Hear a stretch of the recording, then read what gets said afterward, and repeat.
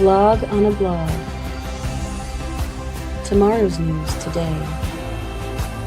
Get to the truth.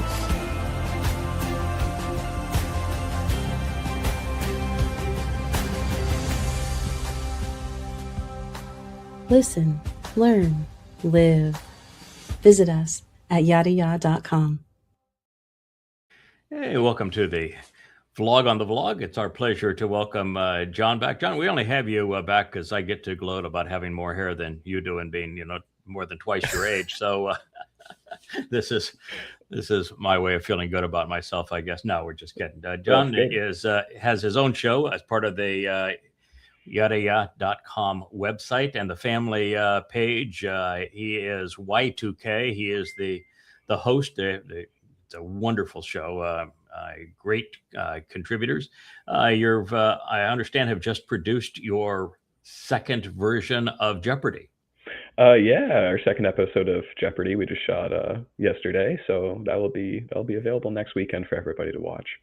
Okay, and it's your girlfriend that's doing the editing. Yes, yeah, Dawn, my lovely girlfriend Dawn. She's been doing the editing for us since the beginning. So okay, yeah. Outstanding.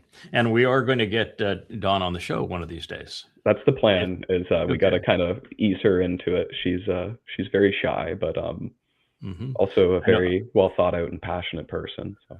Well, I know something of introverted girlfriends and wives, and that Leah is the extreme of say she's not shy. She just doesn't feel comfortable around people. The general introvert. I don't think I'd feel very comfortable around people either if they treated me like this. This is one of the images. I think this is the twisted image of a real psychopath, Mel Gibson. Be like Mel, go to hell. He is. This, I think, is his passion of the Christ. Not much of a passion, and there was no Mr. Christ. And it's just astonishing to me that you have the most popular religion in the world that's based on torturing their God. And they revel in the torture device for their God. Not only did this religion create the most exquisite torture devices of all time and deploy them, of course, on God's people, but they torture their own God. And with their crucifix, they have a dead God on a stick, and they celebrate this. I mean, can you imagine actually being God and looking and seeing people lying about worshiping you, and as they torture you and they celebrate? I mean, this is the most gruesome, pathetic, disgusting lie ever. What a twisted group of immoral morons.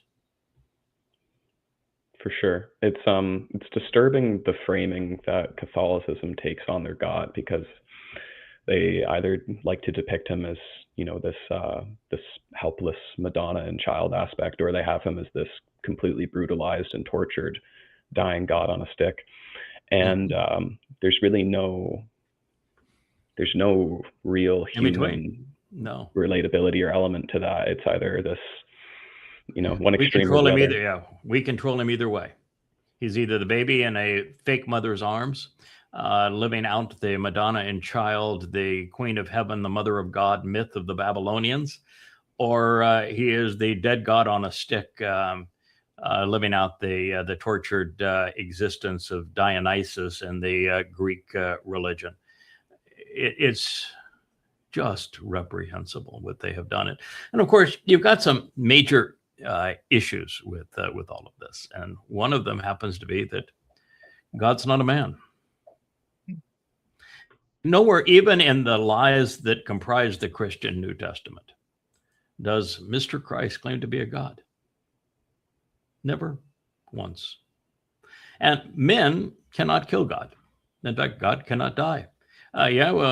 Inspired Chabauk to write that 666 years before Paul wrote his first letter, that being to the Galatians. What in the world is he talking about? You can't die God. And men can't kill God. And yet the lie that men killed God is the cause of anti-Semitism. It is the reason the Holocaust happened. It is the reason Jews were tortured by Christians for the better part of 2,000 years. This is not just a reprehensible, ghoulish lie. It is the lie that upsets God more than anything men have ever done. Be Yeah, like Mel, go to hell.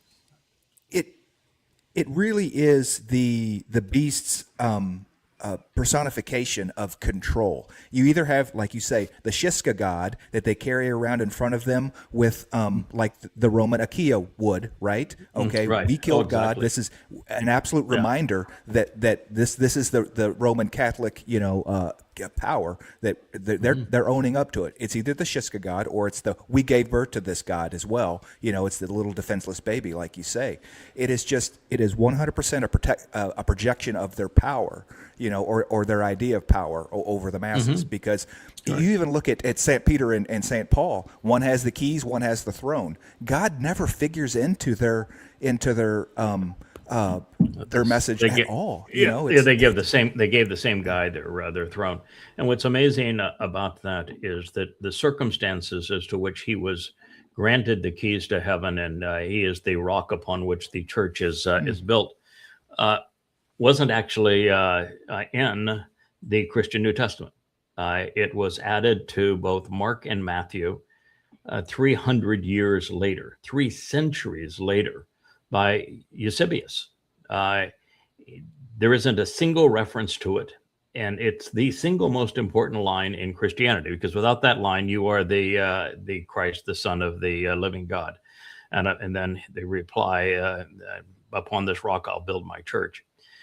Without that line, there is no Christian religion. The whole concept of a Mr. Christ is moronic. There is no basis for it. And so without that line, Christianity doesn't exist as a religion. But when you include the line, you have to go to Eusebius, because he is the man that wrote it, that first appears in the Vaticanus and Sinaiticus, both of which Eusebius owns up to writing on the order of Constantine. And then if you say, all right, so Eusebius wrote the line in the 4th century, but he was a really crappy writer. I mean, he was an absolute dunderhead, because he has that whole drama play out in the gates to hell, where Pan, the devil, was guarding the gates to hell. He claims that it was near a city that history said never even existed. He's also the one, by the way, that calls him Jesus of Nazareth, because Constantine's mommy wanted him to have come from Nazareth when she had visited in the 4th century. The only problem was Nazareth didn't exist in the 1st century. He is when you go back to that particular statement, not only does it take place next to a mythical city and in front of the most famous gateway into hell in the ancient world, he is at this point, Gospel Jesus is at this point just a week from his crucifixion, which means he has been with these alleged disciples for 3 years. Mm-hmm. And after 3 years, he has to ask them, who do you say I am? I mean, if you're a rational person, you got to say, okay, they've been waltzing around the paddock for 3 years. They've been following this guy, and not one of them ever bothered to say, oh, who are you, by the way? Mm-hmm. Not at one time. He is supposed to be, they're called disciples in Greek, although nobody spoke Greek in that part of the world at the time. But nevertheless, they're called disciples, and yet they learn nothing, because he must have taught them nothing, because after 3 years, he had never said, oh, by the way, I'm the Christ. And you know why he would never have said I'm the Christ? Because there is no prophecy about a Christ. Mm-hmm. In fact, there's no prophecy about a returning Messiah. The only reason that there is a perception that there would be a return Messiah is because it exists in Judaism. It doesn't exist in the Torah and prophets. It's something the rabbis made up. And guess what Paul was? A rabbi. A rabbi. So Paul took the rabbinical myth of an arrival of a Messiah and applied it to this mythical creature that he designed as a counterfeit of Dowd, the actual Messiah and Son of God, who was genuinely the chosen one and king. And he just applied this to his myth as if there was actually a prophecy of an arrival of a Messiah. But since there is no prophecy of the arrival of a Messiah outside of Judaism, he could not have been the Christ. That's why he was never referred to as such. That's why even in the Gospel Jesus account that Eusebius wrote, the first time that Shimon was the man's name, actually said this, the first thing that there'll be terrible consequences if you do. Mm-hmm. And now you have a religion that's called Christianity that celebrates Christmas on behalf of a Mr. Christ. And the only response he had both times that he was called the Christ is he said, don't ever tell anybody that. There'll be dire consequences. And how in the world could you write something so stupid? Oh, yeah. And the next thing he says in the next breath is, get behind me, Satan. And then, then he claims that you'll have the keys to heaven after he says, upon this rock, I'll build my church. And yet in Eusebius's version, he's called Peter before he's named Peter. Now, how's that even possible? I mean, nobody thinks these things through. It's the dumbest writing ever. And then there is no reference ever to keys to heaven. It's a completely made up concept outside of paganism. Talks, the translation says, I will build my church. And yet the word church never appears anywhere in the Christian New Testament. There's no Greek basis for it at all. The Greek that underlies what has been written as church is ecclesia. It means to be called out. And church, the closest thing to it in the ancient world was Shirshé, which is pronounced Shirsh, pronounced the same way. And she was the pagan goddess of the Germanic religion where the sun was the chief and primary Lord. Surprise, surprise, right? Surprise, surprise, surprise. You got to play for a fool, Christians. And then you have your tortured God. This God was made up by Paul, and you're not smart enough to figure it out.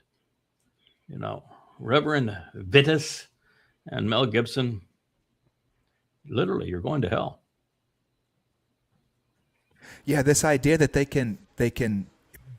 There's many of this movie presentations of this story, right? I mean, it's the passion. It's all over, okay? And it's each one of them trying to one up each other as how gruesome they can get for modern audiences, because the Spartacus, one wasn't this gruesome. Even the one with I forget his name. Oh, the crucifixions anyway. with Spartacus. Yeah, I know. Yeah. The fact of the matter is the Romans were not that. Were the Romans savage when they needed to be? Yes. Crucifixion by itself was savage enough. Crucifixion did not occur on a cross, capital or a lowercase t. It occurred on a cross that would be more like a capital T. So the whole Christian symbolism happens to be wrong. But they did not need to beat the victim with whips before they nailed him to that capital T structure. By the way, there was no cross that one could carry because the upright was left inside of a recess in the limestone.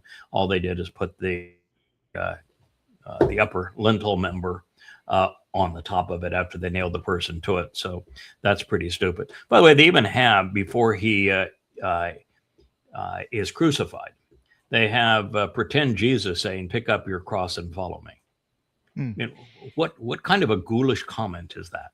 You've got your God saying, before he is even crucified, why don't you pick up your damn cross and follow me? I mean, it's just unbelievably sick, this religion. And I wouldn't give a hoot if it were not for the fact of two things.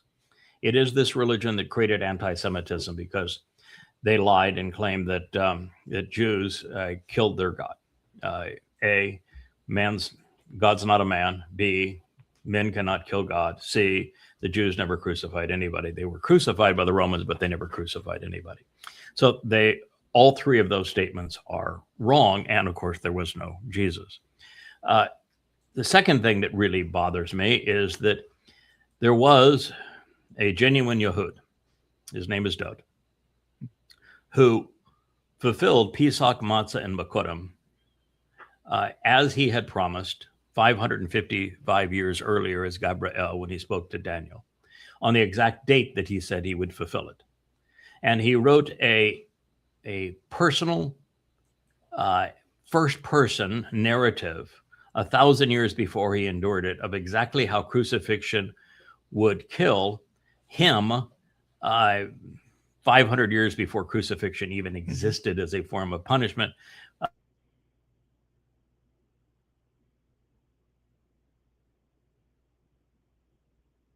Of which he has his ghoulish, whatever that thing is, cite from that Mizmor, that psalm, even though it pertains to Dod.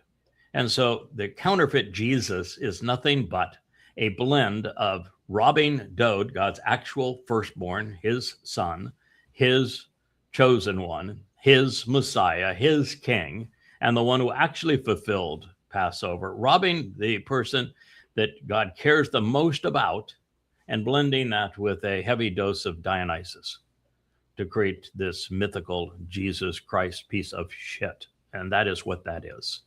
Good God, people, you've got your heads up your tuchus. So Yeah, that doesn't particularly disgusting, the everything tied in together with the sun god religion recycling and the usurpation of what Dod and Yahweh accomplished. It is very disturbing. Yeah, and the fact is there's not a single accurate citation from Yahweh in the Christian New Testament. Every time they try to steal something that would give their myth credibility, they misquote it. 100% of the time they've misquoted. And Paul, who created the religion and the myth, never once cites a single line from the gospel of Jesus, because between 100 and, or between 10 and 40 years after Paul's death, which is why he doesn't ever cite them, because they didn't exist. It's really pathetic. Anyway, yeah, she's so close. She's so close. This is a 100-year-old Holocaust survivor. She's pretty good for 100 years old, doesn't she? And you'd have to be right around 100 years old now to be a Holocaust survivor, because you'd have to be, at least 5 in the 1930s, early 1940s. So she is saying, when I hear Trump speak, I hear Hitler all over again. When I see his rallies, it's like what I saw in Nazi Germany. Trump is a dictator. He's crazy like Hitler was. This is Mrs. Ruth Delray from Delray Beach, I would assume, Ruth Rosansky. I used to live near Delray Beach. If I was still in South Florida, I'd go look Ruth up. Like her name. She's close, but not quite there. Donald Trump is much worse than Adolf Hitler. Much. In fact, to compare the two is almost unfair. Trump's brown shirts, his ice, are far more out of control and brutal than were Hitler's brown shirts. Trump's speeches are far crazier, far deadlier.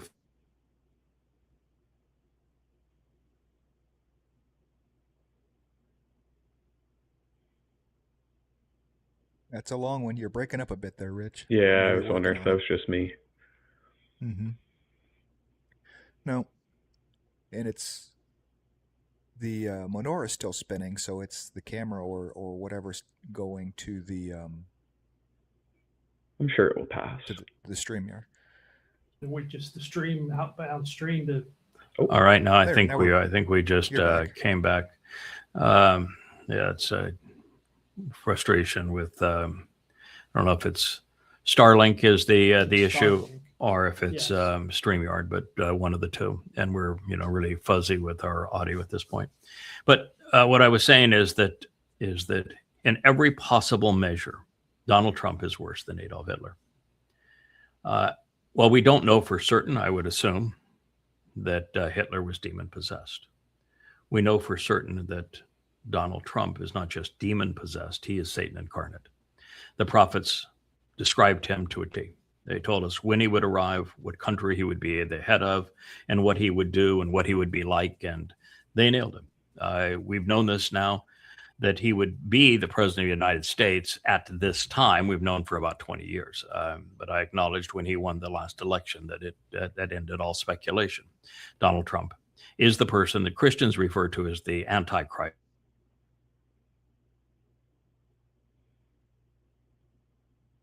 He is the living incarnation of the adversary. And so by the time that this is all done in 7 years, he will have killed of more Billions. than 10 and could be by a magnitude of 100 times more than died in World War II. It's insane to think of the scale of that. Yeah, Hitler mucked about on 3 continents. You know, I think Trump's going to involve all 7. So Yeah. Here we go again. Yeah. Yeah, we're frozen again. Anyway, I just think that we are in a position where it's time to realize that the comparisons to Hitler are really not fair to Hitler. The comparisons to Nazi Germany are not fair to Nazi Germany. America with MAGA influence and Trump as Der Fuhrer.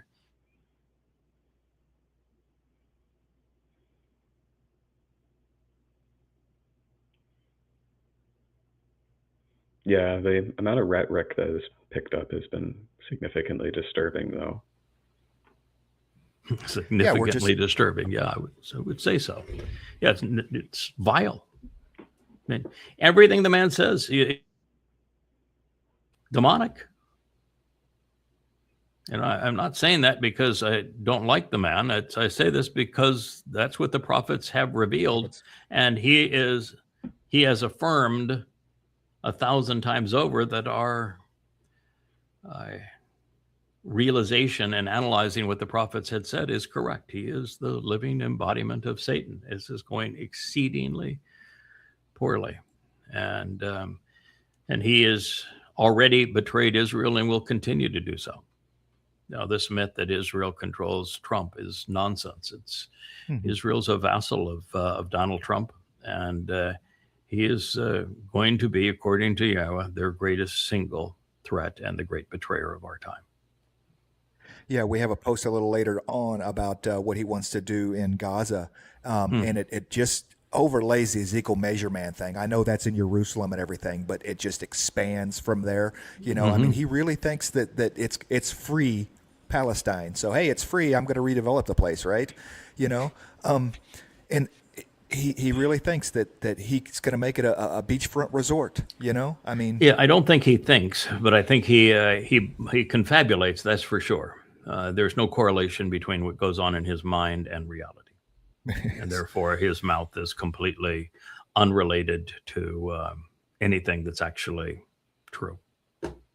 Yeah, it's interesting to think about insofar as, like, I understand people, I don't know exactly 100% how official his dementia diagnosis is, but a lot of people speculated that. And it's just, I would think that the prognosis, you know, just looking at the guy is that I can't imagine how without the, you know, Satan riding jockey, so to speak, that he would actually be able to make it through the next 7 years. Correct. Yeah, I don't think he has dementia. I just think he is literally demonic. I think it's just he's a vile, evil man. Now, is it true that he can't remember what he said at the beginning of a sentence to the end of the sentence? Yeah, probably so. But it's just because he's crazy. He's mad. Yeah, I would agree too that that was always the risk in naming Donald Trump as Satan incarnate, is how in the world would that POS survive? At that time, over 8 years, and now it's 7 years from now when he finally goes down on the 24th of September in 2033. I mean, by that time, according to the prophets, he'll be very long in days, which means he's a really old fart, and he'll be in a wheelchair, of course, with gaudy flaming wheels. Yeah, you don't get the moniker Ancient of Days by being a whippersnapper. You know, that's No. Well, this is really astonishing. I have 2 posts on this, and I verified it. It's true. Richard Fairbanks is the founder of Capital One. Is a friend of mine, and really an honorable man. And it was a remarkable company. I've studied the whole history of Capital One and how what he did in creating Capital One, which is that he realized that in the credit card business, which is what they do. My favorite credit card is the Capital One card. Is that what you want if you're going to solicit is you want a card holder that very seldom, if ever, pays their bill off, and yet never welches on their bill. So this golden area.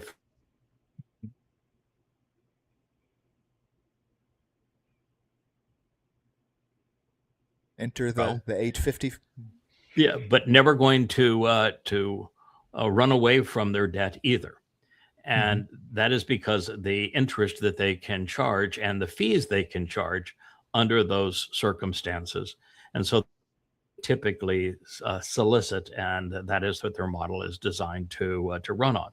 Now, while they made a fortune on that model, and it's a very good model, it certainly works,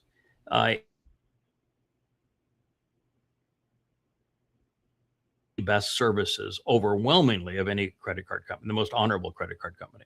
I also have a Citibank. I'll go to hell. I mean, I think that Citibank is nothing but a group of thieves. Capital One's a very honorable company, so I'm not surprised that they did this. Credit card issuers and banks are now deputized by the U.S. government. It's very much like the accountants that do your taxes. They have been deputized by the U.S. government, where if they don't turn in somebody who does something that they think is against the IRS rules, and they can be convicted right along with the person who committed the crime. And it's a way of really turning the accounting industry and bankers against their clients so that they actually become agents of the U.S. government. Now, in this case of Capital One and banks, they are required to show and have reasons and the ability to investigate money laundering, because money laundering is the world's most egregious crimes. Sex trafficking requires money laundering. The sale of illegal drugs requires money laundering. The sale of illicit arms to terrorists and rogue nations requires money laundering, and the bribes and that sort of thing, government graft, require money laundering. And so where there is money laundering, there are far more egregious crimes taking place, because that is how they cover up those crimes. And there are very sophisticated tools that banks not only can use, but must use, because throughout the years, banks wanted to have the money of these individuals. Like the banking industry in South Florida was largely built on the money laundering operations of cocaine dealers. And so when the feds recognized the amount of money that the banks were making by keeping the money of the cocaine dealers in particular and the human traffickers in South Florida, they made it a crime for the banks themselves. And so that got their attention. And so now the banks are not only motivated, but they have the tools to ascertain who is money laundering, and they have to shut down those accounts. Capital One did 300 bank accounts for Trump and company, where they have proof that he was laundering money. Now he's laundering money because he's stealing the proceeds of the oil that is taken out of Venezuela. He is laundering money because he is stealing what is going to and from the Arab fiefdoms in the Middle East that he has constantly meets with, and his sons and his family short commodity stocks like oil based upon insider trading. He even set up now a $100,000 deal where you can get his tweets an hour before anybody else so that you can benefit from insider trading. Now, that happens to be a crime punishable by significant jail time. And so Capital One has determined that Donald Trump and company laundering money. That's a very, very serious crime. 300 bank accounts. This is not Yeah. 5. This is not 5 with a couple million in there. You know, I mean, 300 bank accounts. And I'm telling you, each of these accounts is definitely not FDIC insured, right? That's crazy. They're well over the FDIC limit. I mean, so. You know, it also makes me think about those meme coins. Like they had like a Trump coin and a Melania coin, and they did such a pump and dump on that, where they essentially it ended up dropping 99% of its value from its peak, and it's just Yes. it is darkly Like- comedic. You know, all Yeah. of his followers pumping all of Yeah. that money into it just for him to exploit Yeah. them that way. It's like his Bitcoin deal. He's made tens of billions of dollars, and everybody else has lost hundreds of billions of dollars. He's a grifter. He is the con and thief. I mean, it's just repulsive. You know, Poops in his pants is a hideous man. And the fact that now MAGA has actually lost 15% of its support in the last few months. So 15% of MAGA support was at 39%, still stayed pretty much rigidly at 39%, saying that MAGAs are absolute morons and incapable of being moral or thinking. The most recent polls have support for Donald Trump down in 32%. So to go from 39, which is pure MAGA, because the undecideds all left him 2 years ago, year and a half ago. That means that 15% of his base has peeled away. Doesn't make them smart; it just makes them less stupid than the rest of that base. But this is a really, really tough one for him to overcome. Of course, he's doing his normal thing. He has the Justice Department under his control, so he is now suing Capital One, claiming that he was dropped for being conservative. That's how this came out. That's how this came out, was him starting being the plaintiff in a court case against them. You know, he was claiming that they did it because of political reasons. You know, but like, Capital One is a credit card issuing bank. There is no politics associated with a credit card issuing bank. My card is blue, but it could be. They have a red card too. They have a black. They really don't have a politic. They have a business algorithm that they run on. And I can assure you that of all of the employees that Richard Fairbanks hired, that he did not interview them and say, which political party are you in favor of? Yeah. That was never one of his questions. How good are you at math? Would have been high among them. You know, how are you? Yeah, he really had a wonderful esprit de corps with his employees, but it has nothing to do with politics. That's just all in this a-hole's mind. But what a disgusting thing. So we knew, and I posted over a year ago that in the first few months that Trump had received bribes of over $20 billion from the Arab fiefdoms. And it's just since then.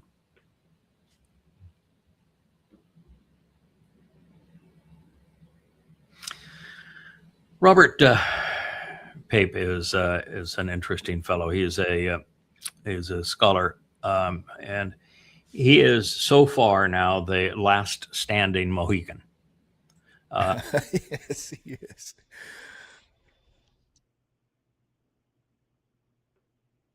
In a post that we'll probably play later, finally joined the rest of the gross anti-Semites in his post that we have today.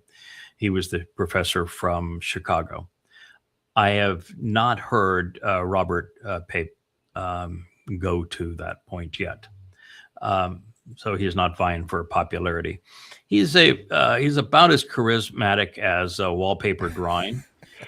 So I will play this. But the fact is that he is one of the very few people who puts in writing what he perceives is going to happen, and then he sticks with it. And he says, "This is what I said was going to happen," and he will reference the written prognosis that he revealed 6 months, 12 months, or a year earlier, and say, "Yep, it's happened exactly as I said." So far, he has been 100% accurate on the Trump war with Iran. And this is just another example of where he's saying that without any equivocation, that America's position and the world's position relative to Iran is irreversible, that Trump has made a disaster of this, and that while Trump would love to, America would love to get back to where we were before the war began, there's no way to do that. The outcome of the war is Iran won and America lost, and there is no way of reversing that. So you can go ahead and play it. We are in a escalation trap. We're not just seeing escalation, we're seeing it grow horizontally, and we're seeing Iran now initiating attacks, not just on the receiving end. This is an escalation trap. And by a trap, I mean the United States started this war and is now in a strategically worse position and is trying to simply get back to even. What would it take to get this war to end? Wars end when the main combatants agree on the new balance of power. This war has upended the balance of power in the region that existed before the war. Before the war, America was the ascendant power, Israel the rising power, and Iran the declining power. Now all of those lines are reversed. And Iran thinks it won the war and it should be in control of Hormuz and have large influence in the Persian Gulf and the Middle East it did not have before. The United States is trying to reverse its defeat and is not accepting the new status quo. There you go. That's why Trump has these dreams once every other week that Iran has begged him for an agreement, and that the agreement has Iran giving up control of the Strait of Hormuz, not asking for reparations, not wanting their own money back, and agreeing that they will turn over all of their enriched uranium. And it's all untrue. I mean, he can't resolve the mess he made, and so he's with propaganda trying to convince people otherwise. And the only thing that's surprising to me is that the mainstream media continues to parrot what he has to say, since there is no correlation between what he has ever said and reality. This war is over in the sense of the consequence of it. Well, that's not really true. The possibility of there being a favorable outcome for America and Israel is over. Now, it was over before they attacked.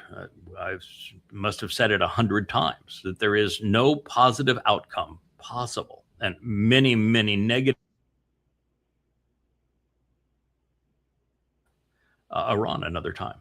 We knew that to be the case, and that is the reality, and it cannot be overcome. Now, this war goes on, and ultimately Iran is going to devastate Israel, and they're going to do it not with a nuclear bomb, but with 4 million troops. That's what the prophets have said. So here we are, and it is, of course, happening. And it was Israel that can largely be blamed for instigating their own demise. They're the ones that were convinced that a decapitation strike would cause regime change, and that a blitzkrieg kind of aerial bombardment would cause Iran to fold, and they would relinquish their uranium and capitulate their missiles just to stop the bombing. And Israel was wrong about everything, just as they were on 10/7. Israel's intelligence capacity is kaput, and its government's morality and ability to think cogently is kaput. Israel is checkmated as a nation. Yeah, I just have to wonder the intelligence on, or lack thereof, on this idea of them not understanding how Iran was going to use the Strait of Hormuz to its absolute fullest. You know, their ability to control the Strait of Hormuz.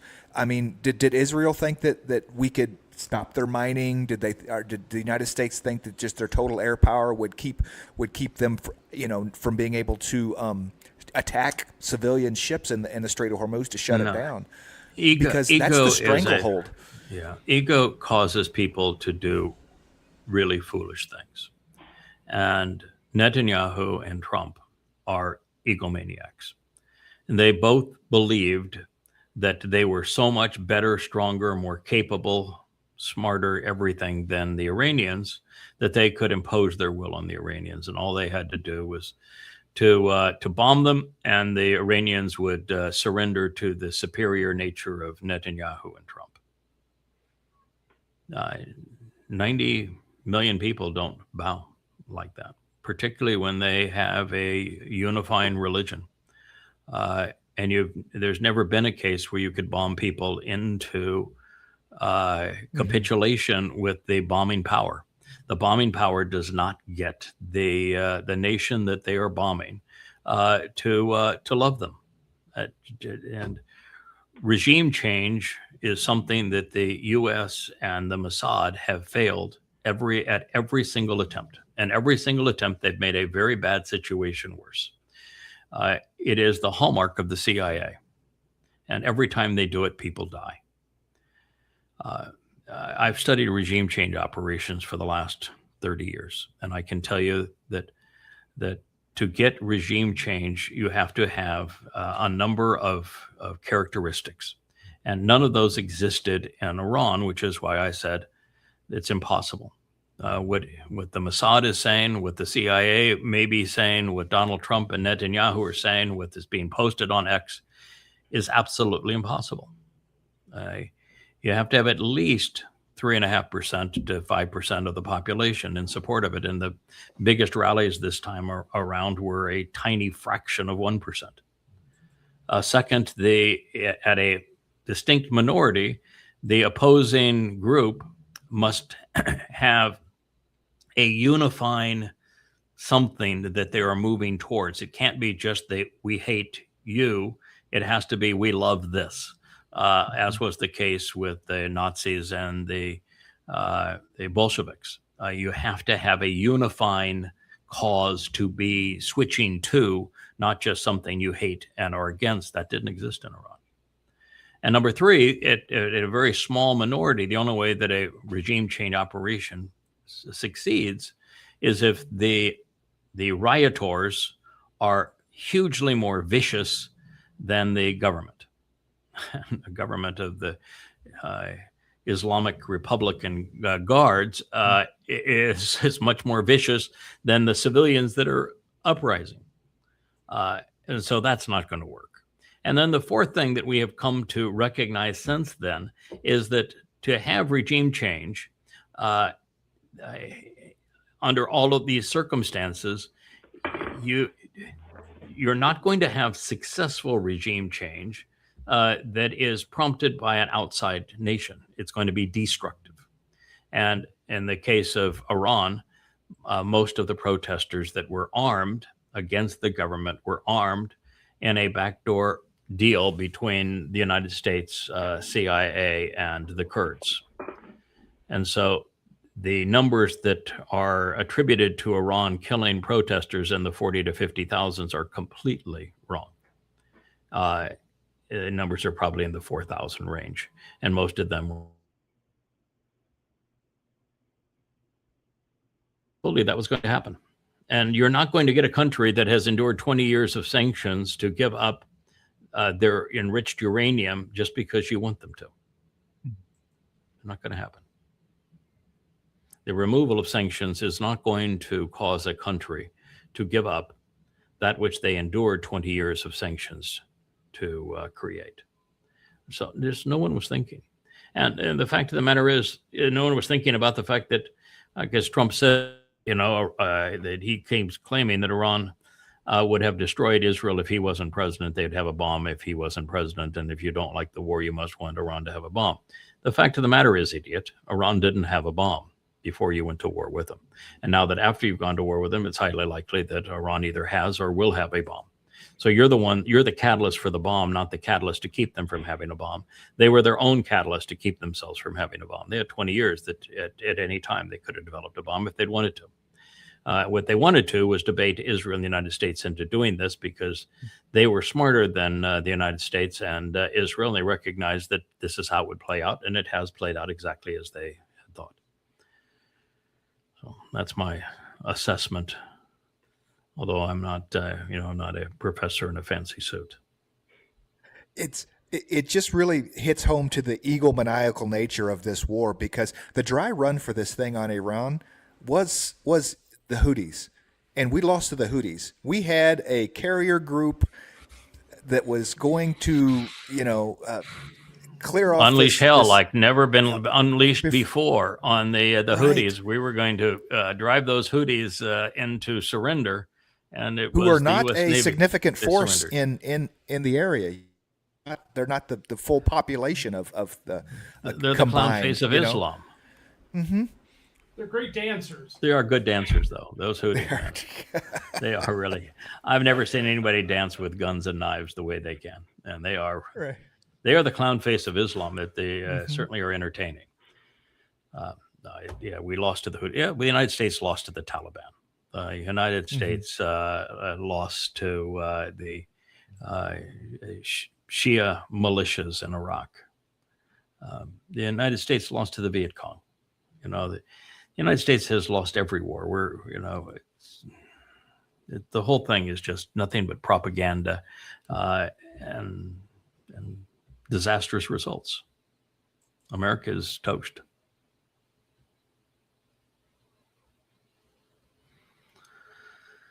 Oh, goodness.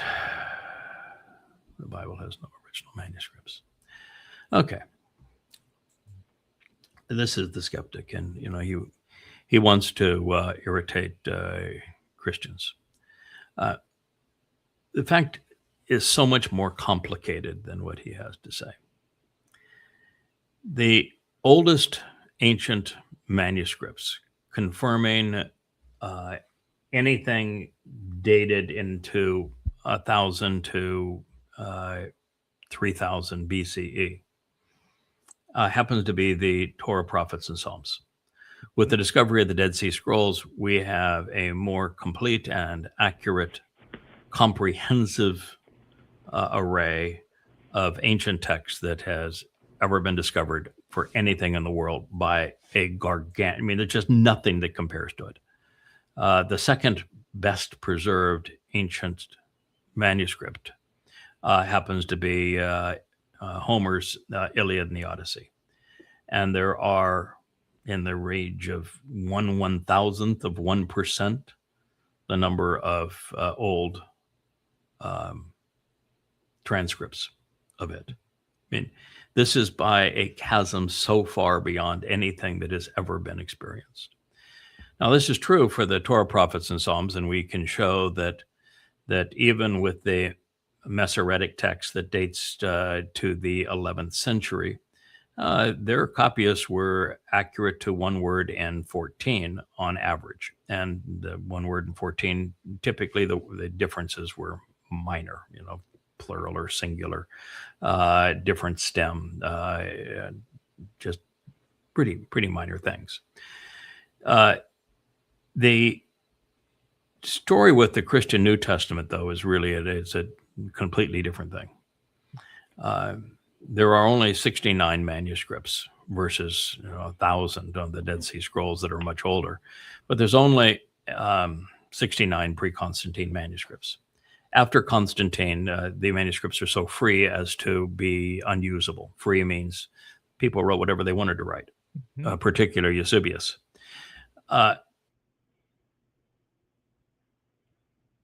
Egypt, which wasn't where any of these stories actually played out.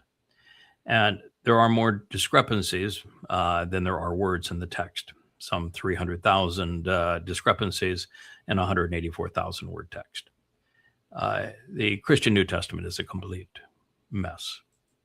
And if you're going to present your case against Christianity, you really ought to have done your homework and been able to say this perfect preservation is impossible to verify. Well, an imperfect, grossly imperfect, 300,000 variants and 184,000 words isn't something that you're going to say, I'm trying to show that it's imperfect. At that point, you're showing that it's an absolute waste of breath. It is a waste of ink. You just throw it away at this point. That's how errant it is. But he doesn't know that. And he doesn't know that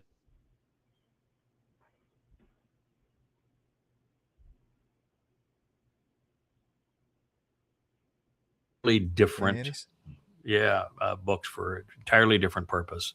One contradicts the other, and the history of the manuscripts is hugely important, and he doesn't know either. And so, if you're going to make a claim, you're going to pretend to be the smart guy in the room, then you've got to be smarter than the people that you're communicating to. Now, he may be smarter than any Christian, that's not saying much, and he may be smarter than 99% of the people on X, and that's not saying much.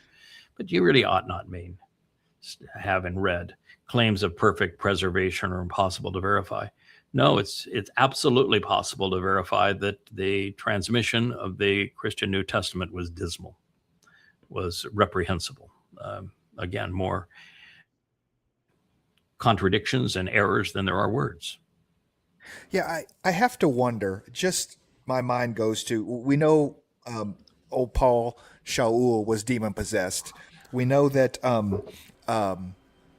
Muhammad was demon possessed. And I just wonder if Hasatan is like, at this time, the Christianity thing's kind of taken off, not doing so great. This time, we're not writing anything down. Okay, we'll go 200 years. We won't write a damn thing down, and we'll see if we can get some traction with this one. I just wonder if that was the thought process behind it. No, in Christianity, of course, it was the oldest manuscripts date to the early 2nd century. The earliest codex did, so that's 100 years after the fact.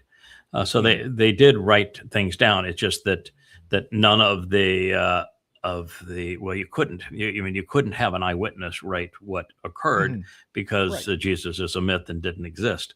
So it's pretty hard to have an eyewitness write what occurred. But of course, the Gospels are not eyewitness accounts.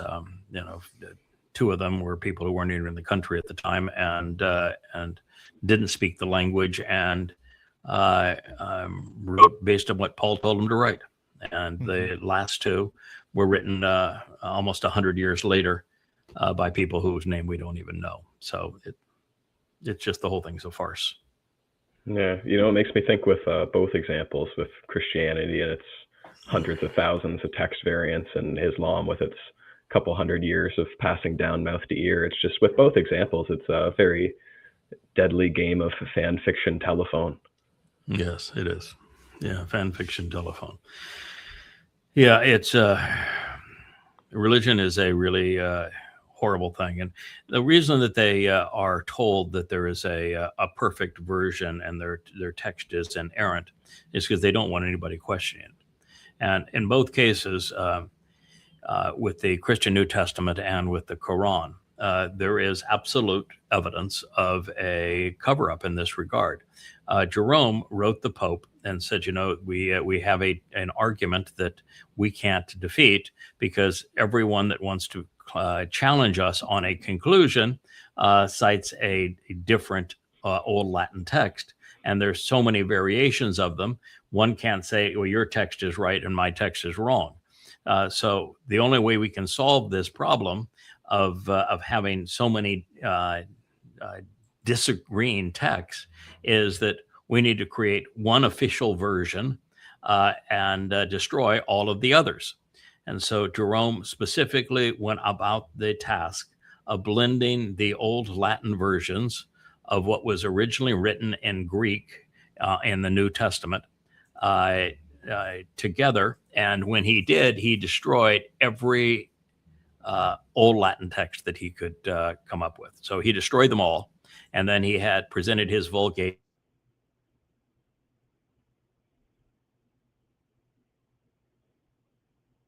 As perfected. Yeah.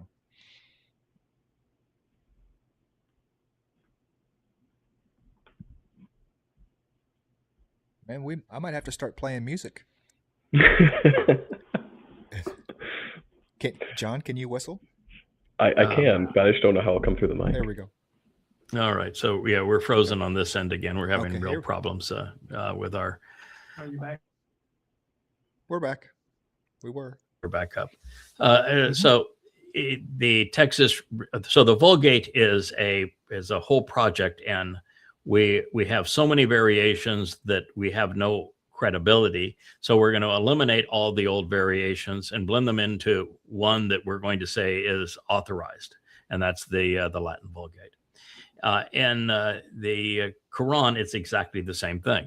That there were no written copies of anything until about 70, 80 years after Muhammad, and then they differed by so much that you couldn't have a credible religion. So in Damascus, they said, all right, well, find everything that you can find, and we'll destroy everything that's in conflict, and we'll have one official version. But of course, the truth always leaks out, and that's why they found the Sana mosque archives that date to the earliest period, and they don't agree with today's modern Qurans because they weren't able to destroy all of them.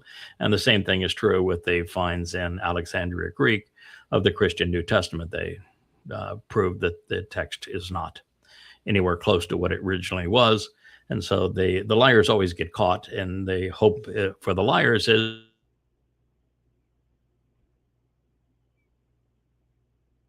Enough time has passed that the propaganda has time to take hold. correct. Yeah. Well, here's the other religion that we need to impugn. This is the Black Plague. But it's a standard religiousness. What they're trying to, the voice of the rabbis here is that they want you to say whether you're Jewish or non-Jewish, help us amplify the truth. Anti-Zionist Jews are not a fringe, that is true. Anti-Zionist Jews are not a fringe. They're the majority of rabbinical Judaism. So help us break through the media noise and make our voice heard. And so what they are promoting is that Judaism is anti-Zionist. The Judaism does not believe in the state of Israel. They don't want a state of Israel until their Messiah comes. Well, their Messiah is part of Judaism because there is no return. Dowd was the Messiah of Yahweh, and because Dowd is returning, he is not returning as the Messiah. He's returning as king. There's a huge difference between those two things. And so in Judaism, they're so fooled into this. And in fact, they gave birth to the religion of Christianity because of this lie, that the lie that has caused Jews to be so subjugated over the years. So they're just anti-Zion. But it's Yahweh who created the term Zion. It means signs posted along the way. He tells you that they're essential. So for rabbinical Judaism to be anti-Zion, and for Yahweh to be pro-Zion, it means one of the two is lying. Boy, I don't think it takes a PhD to say, if God says, I created Zion, and the rabbis say that that Zionism is incompatible with Judaism, then guess what? Yahweh. Yeah, There's I'm going with Yahweh on this one as Yeah. well. Yeah, I think I would go with Yahweh. But that is it's a serious problem. If Jews would listen, there's no hope. There's no saving. God hates rabbis. God hates this black plague. Everyone who is dressed as a Orthodox Jew pursuing the Haredi strain of Judaism is going to be sent to Sheol. That is just a fact. Nothing is going to stop that. God despises them. They claim that they speak for him, and he hates them with a passion. And so nothing you say or anybody can say, including Yahweh, is going to have any effect on this Black Death. But it is important for Jews who are not already destroyed by the lies of Judaism to recognize that they are frauds, that they're money-grubbing, despicable frauds and parasites. Yeah, I'm just trying to figure out their angle on this. I understand that this is not a new thing. They're just all of a sudden not saying, "Hey, we are anti-Zionism." The idea of Zionism being the Israeli state or whatever, because they are the largest benefits of the nation of Israel, right? Yes. So beneficiaries of it. And the other thing is why you see rabbis even in New York going out and saying, "Hey, we're pro-Palestine," and this whole 9 yards. What is their angle saying that they're not Zionists? I don't understand, other than, "Hey, kill us last, Muslims." I mean, I don't understand what their angle is. You are trying to convey the idea that a religious person has a rational justification for what they believe. Am I hearing you correctly? Did you get enough sleep last night? Sorta. Yeah, that's Yeah. You told me you had a cup of coffee before the show. right. Several. Maybe you need two. What is the justification for Christians killing their God? Celebrating the torture of their God. What is the justification for that? Right. There's right. All right. So is there any They justification got me again. for any Sucked into religion? again. No. What is the justification for a Muslim believing that if they are killing Jews, that they're going to go to heaven and be satiated with an endless stream of perpetual virgins? Why would anybody that has got two brain cells that are functioning and could actually communicate with one another believe that? Why would these parasites who are completely dependent in the in Israel on the government coddling them be opposed to the government that coddles them? There's no explanation for it. Why would they call themselves Torah observant when the Torah says that God hates the religious? God destroys the religious. So the prophets have show that every person who is religious will be gone in less than 7 years. So no correlation between reason and faith. No evidence either. They call it faith because they don't know. No one calls religion no. Right. Vivid. Netanyahu. Attacking Iran is like removing your cancer from your body. If you don't remove it, the cancer will kill you.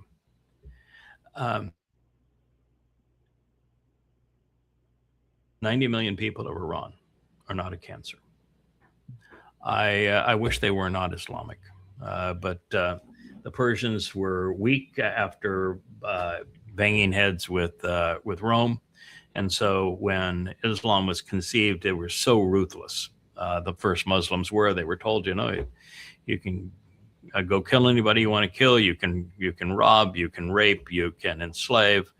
You get to keep 80% of what you steal. And they were vicious. And the Persians were weak at that time, and they fell victim. And unfortunately, the country is mostly Muslim. I wish it weren't so, but it is so. But they are just 90 million among 2 billion Muslims. Well, I view Islam as among the greatest threats to the world, and I know more about it than anybody on the planet. I've written 5 volumes to show that it is a death cult, to prove that it is a death cult, and it should be quarantined. The fact is that you can't isolate Iran and say that Iran is the cancer. No, it's not true. Iran's not the cancer. Islam is the cancer. And, Israel is trying to play nice with Islam while pretending that Iran is the cancer. That is just functionally stupid, grossly inaccurate. And if you misdiagnose your enemy will own you. And that's the case of Netanyahu. And that's the case of Vivid, who promotes these lies. He knows nothing of Islam. He's afraid to even say the word. And he is a clear and present danger to the survival of Israel, as is Netanyahu.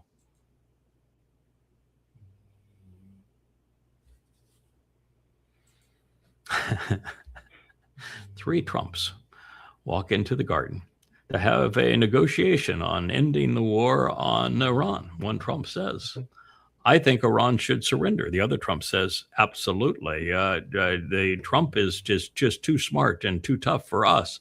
And the third Trump says, it should have happened already. So let's just announce the surrender. And the Trump says, but I'd rather bomb you some more because I really like killing people. But the Trump says, you've killed too many people. It's time for a solution. So the third Trump says, so yeah, Iran surrenders so that you don't have to bomb them anymore. I know you'd like to, but let's just end the war. And so the three Trumps, they go and they have their confab, and they report that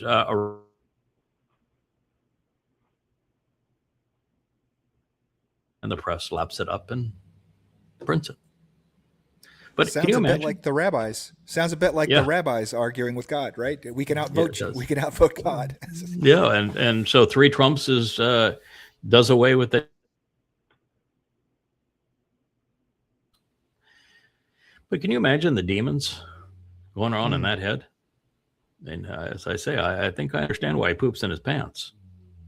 Right. Absolute terror.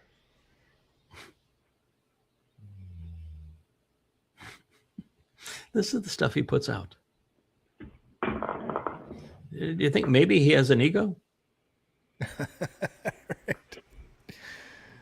Well, he likes to sign. He likes to put his signature on anything he can, and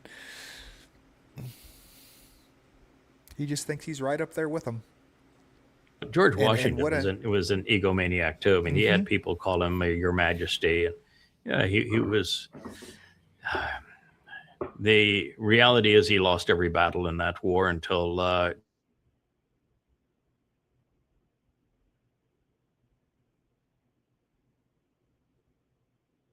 Brent showed up.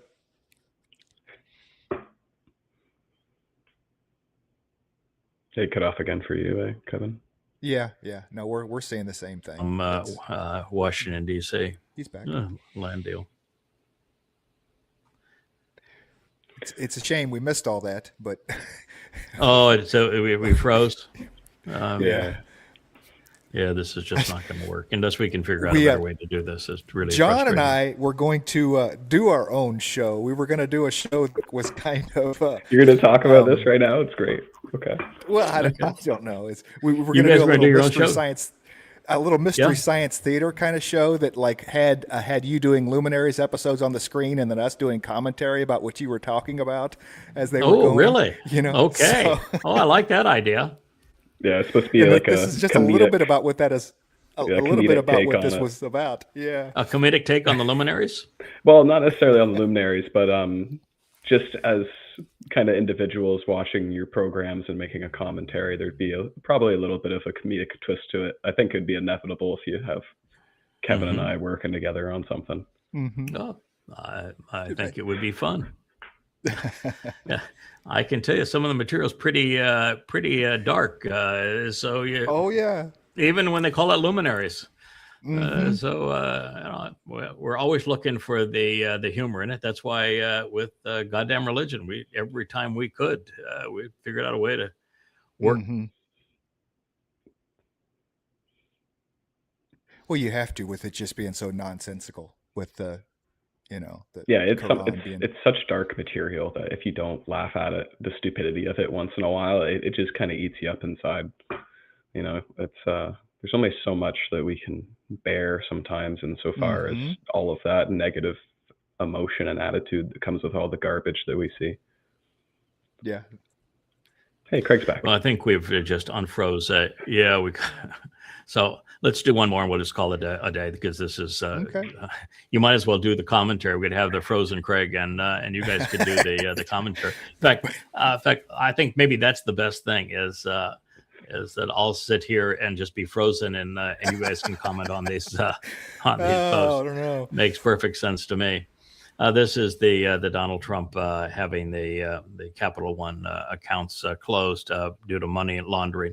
So the first thing I did is I said, "Oh, come on!" First of all, Capital One is near and dear to me. I know the founder. I know the mindset of the company, and they have a warm spot in my heart for them. They met me when I needed financing because I really wanted to have a credit card partner when I was starting Value America, even before we went public. Rich Fairbanks came up to my office, which was in a shoebox at the time. Multiple times we came very, very close to doing a deal, and then I had a couple of people that were on the periphery of what I was trying to do that turned out to be scum that tried to carve out their own little deal. And Fairbanks just says, "Yeah, I'm sorry, I can't get involved with this now that they've muddied the water." But nonetheless, I still viewed him as a genuinely fine man of great character. And so when it's his company that says this, I can tell you they have done their due diligence. He's a very cautious man who is exceedingly thoughtful in everything that he does. And so just knowing the nature of his company, I knew that if it were true,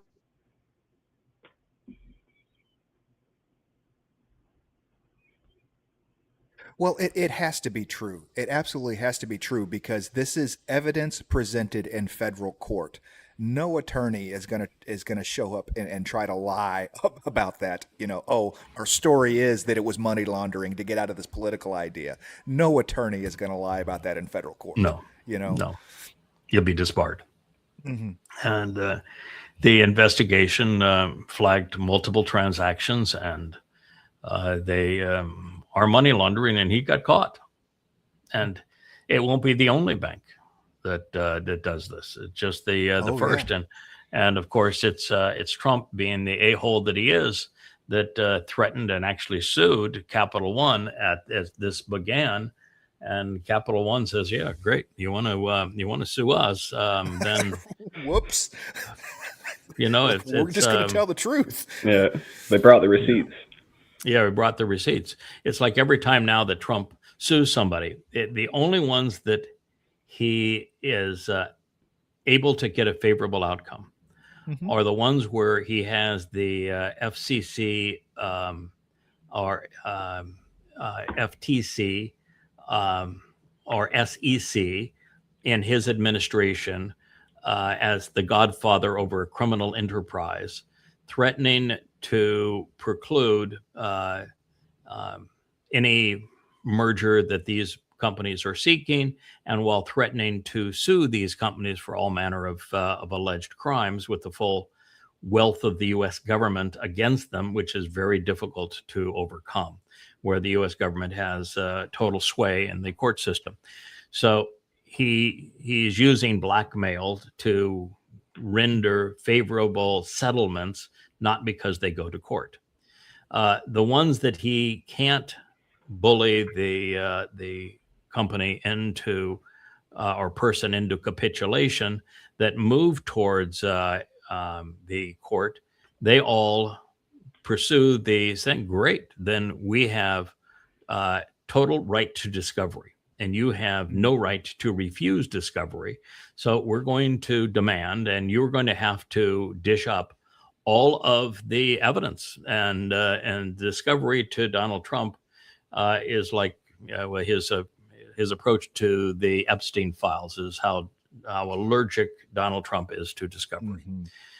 So it puts Trump in a position that he is absolutely petrified. And so those cases get thrown out. They don't ever go to trial. They get thrown out. Although there are places where companies would and people would like to see them all the way through because of what they would ultimately do to Trump.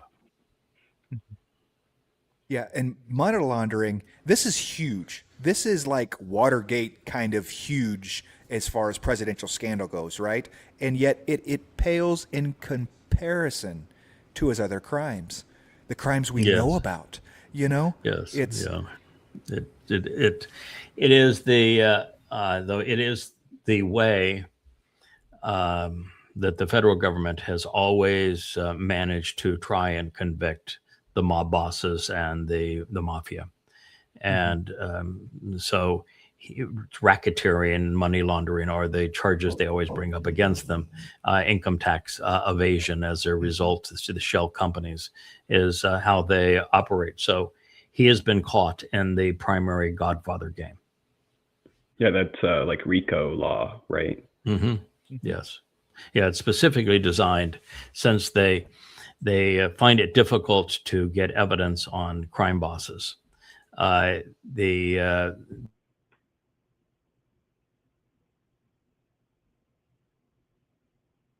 Sleeping with the fishes, dead men tell no tales.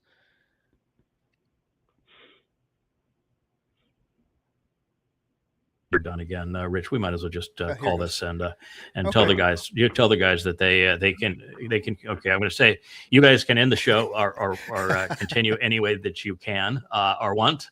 I'm going to bow out. There's no reason to torture myself or anybody with the constant breaking up. So we got a real issue that we have to fix somehow. But thank you for being part of it. I appreciate your patience as we have frozen Craig. And I even have I have my ice cold shirt on. Maybe I'll have to wear a warmer shirt and I won't freeze quite as often. But always great to see you, John. Thank you. Looking forward to the Jeopardy production. Hope you get Dawn to join you on one of on the podcasts. She can hide behind you. You know that. Yeah, well, maybe we'll just have her off to the side, or have like a little cartoon of her up in the corner or something like that. Not cartoon. Yeah, my wife is very good at creating cartoons of me. They're frozen too, so maybe that's a theme that we're going to go with.